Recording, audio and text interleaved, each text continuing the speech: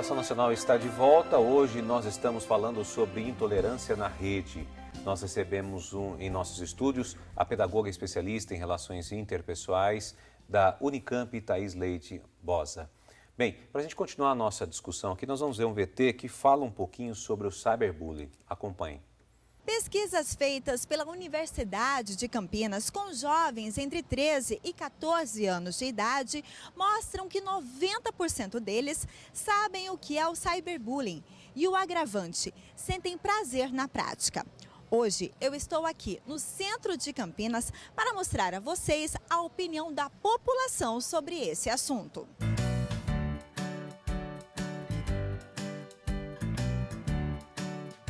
Gente, olha só, o tema é importante. É um tema muito que está em alta. Vocês já ouviram falar em cyberbullying? Já ouviu falar? Já ouvi falar. E você? Não, também não. Também não. Mas o nome não é estranho. Não é estranho. Você sabe o que é o cyberbullying? Não. É praticamente igual ao bullying, né? Só que pela internet. O que é o cyberbullying? Assédio contra as pessoas, posta uma foto, começa a postar na rede social inteira para todo mundo ver, esse tipo de coisa. Já passaram por alguma situação como essa? Você já passou? Não, pela internet não. Conhece alguém que tenha passado? Foi desse gordinho que passou na TV, que a turma postou, ele estava dançando na festa, aí ele... tiraram foto dele e postaram na internet. Pelo Facebook, a pessoa não vai expor ela, expor a pessoa que ela está fazendo a ofensa, vamos supor. Mas acaba ferindo outras pessoas que não tem nada a ver. Então, eu acho que isso aí é o pior. Não, eu já vi. Não. Começava no Facebook, aí partia pra escola, e na escola já marcava briga na hora da saída. Você já sofreu algum tipo de cyberbullying? Na verdade não, porque eu sou uma pessoa que não fico em redes sociais, normalmente eu não sou muito fã. O que você acha que deve ser feito? Você concorda com isso, na tua opinião? Bom, concordar não tem como, né? Porque, querendo ou não, é errado, cara. Mesmo sendo virtual, você não estando cara a cara com a pessoa, você ainda tá ofendendo ela. Qual é a sua opinião sobre o assunto?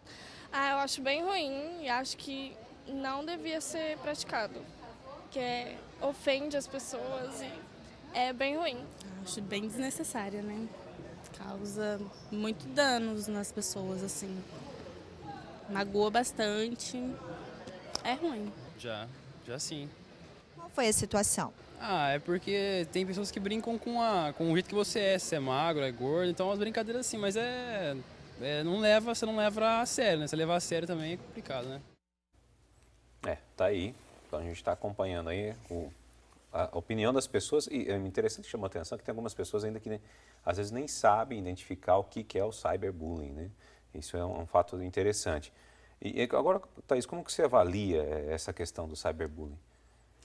Bom, a primeira questão é que eu vou começar pelo bullying, tá? Porque para ser bullying existem algumas características próprias desse fenômeno. É um fenômeno violento, é um tipo de violência, mas é um tipo de violência que se diferencia dos outros tipos de violência por conta das características. Então, existem 5 características que a gente pré-determina para identificar uma situação como sendo bullying ou não. Então, a primeira delas é que existe uma intenção do agressor ou do autor de bullying de ferir a sua vítima. Então, não é uma simples brincadeira. Ele sabe o que ele está fazendo, ele tem a intenção de magoar, de ferir aquela determinada pessoa. Existe também no bullying a repetição dessas ações.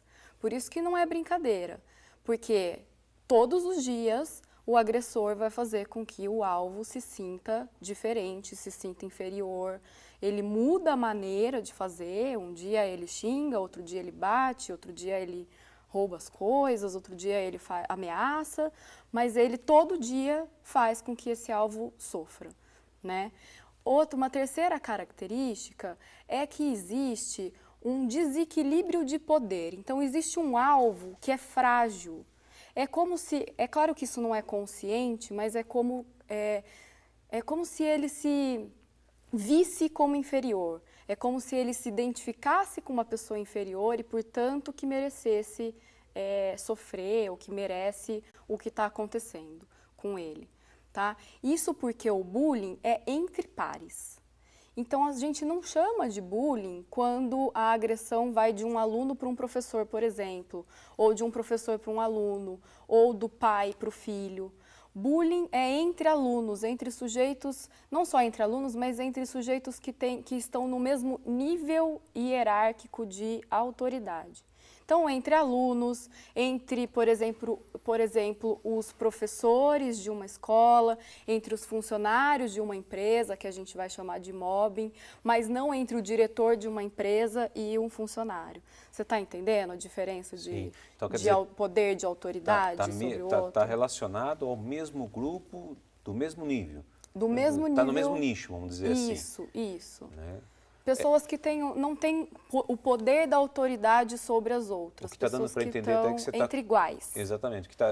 O que está dando para entender é que, assim, no meio daquele grupo, alguém quer se destacar. E, de alguma forma, ele pode utilizar ferramentas, com caso como essa, para poder agredir o outro. É isso? Isso, é basicamente isso.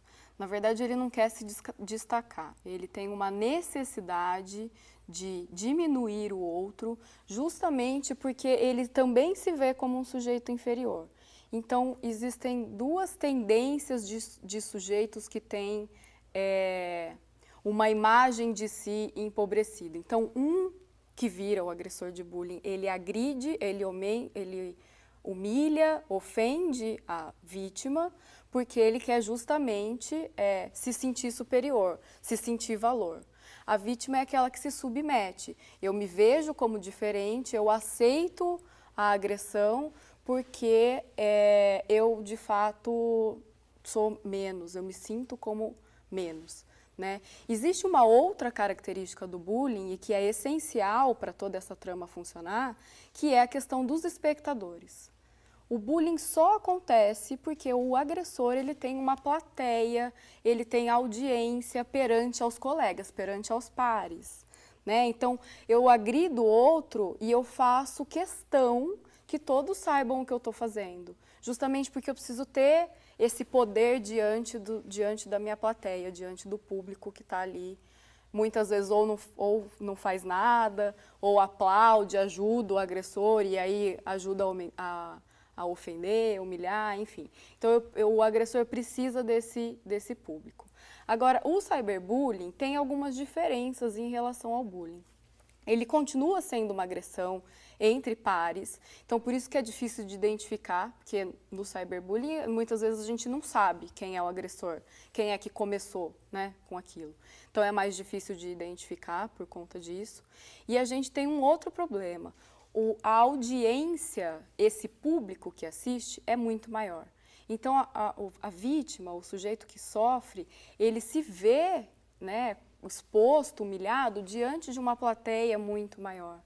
E isso, de fato, é algo que prejudica a personalidade, enfim, a vida dessa vítima que está sofrendo o bullying e o cyberbullying. E no caso do cyberbullying, a gente pode ver aí até na matéria que há momentos em que ela sai do estado da internet e vem para o físico até, né? Isso. Que teve um caso ali que o rapaz até falou, né?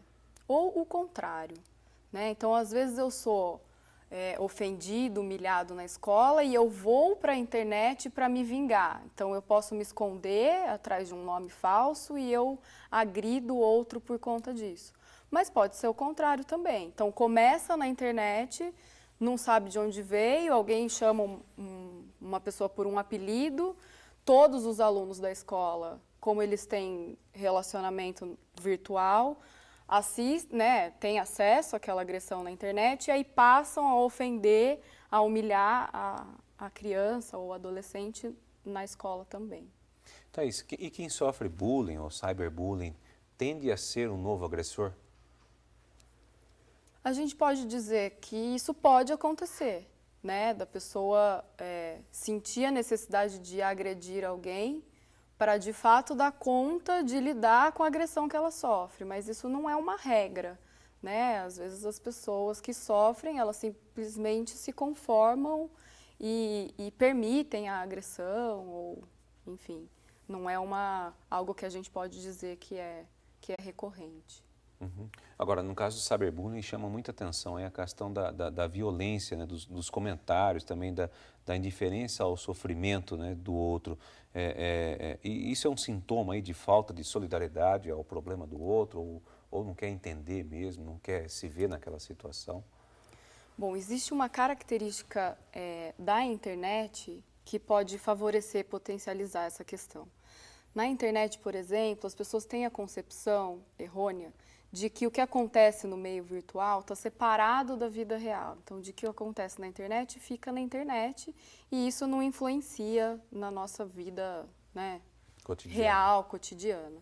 Né? Só que as pessoas que eu convivo na internet são reais, os dados são reais, os xingamentos são reais, o prejuízo que eu causo no outro moral, é real, tudo mais. Né? A pessoa sente de fato aquilo. Então a gente pode dizer que há na internet uma falta de empatia virtual. Né? Por que isso acontece? Porque eu não vejo a reação do outro. Eu não sei, eu não vejo a pessoa chorando, eu não vejo a pessoa chateada, eu não sei qual foi a reação que eu causei com aquela agressão. Então, isso aumenta, né, potencializa o fato de uma pessoa agredir pela internet.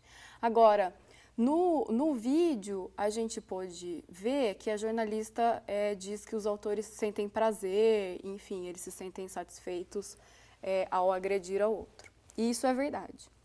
Né? As pesquisas comprovam que, de fato, eles se sentem bem quando eles fazem isso. Tá? Só que isso não significa que eles sejam sujeitos ruins. Para o bullying, tanto para o bullying quanto para o cyberbullying, autores desse tipo de violência, eles carecem, na verdade, do que a gente chama de sensibilidade moral. O que é isso? É uma incapacidade de se colocar no lugar do outro, de sentir o que o outro sente. Sim. Então, não significam que eles sejam sujeitos ruins que precisam ser punidos. Na verdade, eles precisam de ajuda, tanto quanto a vítima, para, de fato, conseguir esse olhar para o outro, esse respeito ao outro, que é o que falta para eles. Isso pode se remeter também até o que você estava falando no início, né? Dessa empatia, né? Empatia virtual. Que a pessoa não consegue ver a outra, então por ela não ver a outra, o sentimento da outra, como é que ela está sofrendo, ela não tem compaixão nenhuma, porque ela não tem essa reação, esse feedback da reação da outra pessoa. É como se ela fizesse e não tivesse consequência nenhuma, porque eu não vejo, na verdade, o que acontece depois, né? O que está acontecendo lá do outro lado com a pessoa que eu agredi. Então, essa falta de empatia virtual que de fato falta nas relações virtuais. Bom, nós estamos com a Ação Nacional hoje falando sobre intolerância na rede. Nós vamos para um rápido intervalo e voltamos já.